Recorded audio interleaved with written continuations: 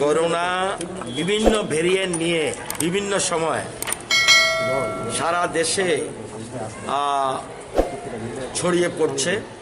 এর মধ্যে ত্রিপুরাও বাদ যায়নি। এবং যদিও ত্রিপুরাতে আমরা কোভিডের আগাম সতর্কতা ব্যবস্থা গ্রহণ করেছি অতীতেও, এবং সেজন্য আমাদের রাজ্যে যদি আক্রান্ত সংখ্যা হয়েও থাকে বেশি, কিন্তু আমাদের ডেথ রেট খুবই কম। এবং এর একটি মাত্র কারণ ভ্যাকসিনেশন। আমরা ভারতবর্ষের মধ্যে সবচেয়ে বেশি ভ্যাকসিন দিতে পেরেছি, এবং সেজন্য কেন্দ্রীয় সরকার থেকে আমরা বিভিন্ন সময় প্রশংসাও পেয়েছি। কারণ আমাদের রাজ্য সরকার অর্থাৎ রাজ্যের মুখ্যমন্ত্রী মূল উদ্দেশ্য মানুষকে বাঁচিয়ে রাখতে হবে যে কোনো পরিস্থিতি হোক। তো সেই জন্য ভ্যাকসিনে আমরা 1 নম্বর স্থানে গিয়েছিলাম। এখন আবার 15 থেকে 18 বয়সের ছেলে মেয়েদের ভ্যাকসিনের জন্য উদ্যোগ নেওয়া হয়েছে। এর মধ্যেই আপনারা জানেন এই যে 15 থেকে 18 এই বয়সের ছেলে মেয়ের সংখ্যা হলো 2,13,000-এর মতো, এবং এর মধ্যেই 90,251 জন ভ্যাকসিন নিয়েছে।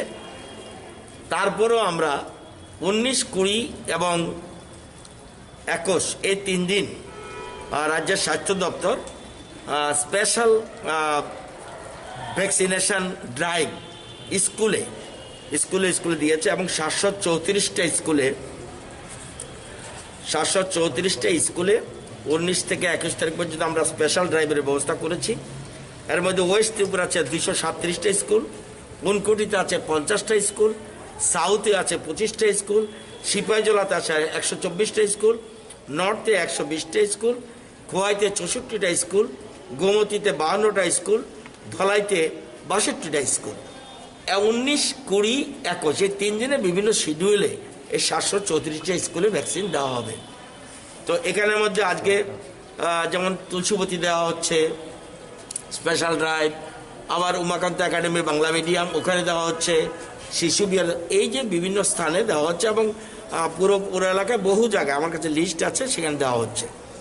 তো এই ভ্যাকসিনগুলি যাতে সঠিকভাবে সব জায়গায় যাতে ছেলেমেয়েরা ভ্যাকসিন নিতে পারে, এই জন্য আমাদের রাজ্য সরকার থেকে আমরা উদ্যোগ নিয়েছি। জনপ্রতিনিধিরা যেন রাজ্যের মুখ্যমন্ত্রী থেকে শুরু করে বিভিন্ন মন্ত্রীরা বিভিন্ন জেলার দায়িত্বে রয়েছেন, ওরা বিভিন্ন স্কুলে ঘুরে ঘুরে দেখবে কেরম ভ্যাকসিনেশন চলছে। আগরতলাতেও রাজ্যের মুখ্যমন্ত্রী বেশ কয়েকটা স্কুলে যাওয়ার পরিকল্পনা রয়েছে। তো আমিও এখান থেকে সুধা সুকুমা স্কুলে যাব।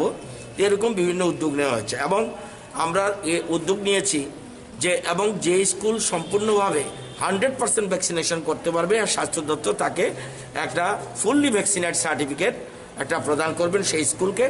সাথে সাথে যে জেলা সবচেয়ে বেশি সাকসেস হবে সেখানে আমরা রাজ্য শিক্ষা দপ্তর থেকে সেখানে সেই জেলাকে আমরা একটা বিশেষ অ্যাওয়ার্ড আমরা দেওয়ার ব্যবস্থা করছি। মূল উদ্দেশ্য 15 থেকে 18 যে 2,13,000 আছে সবাই যেন ভ্যাকসিনের আওতায় চলে আসে। তাহলে আমাদের কোভিড আক্রান্তে আমরা যদিও আক্রান্ত হই তাহলে কোনো রকম অন্তত কোনো বিশেষ কিছু অসুবিধা হবে না, সেই জন্য এই উদ্যোগ নেওয়া হয়।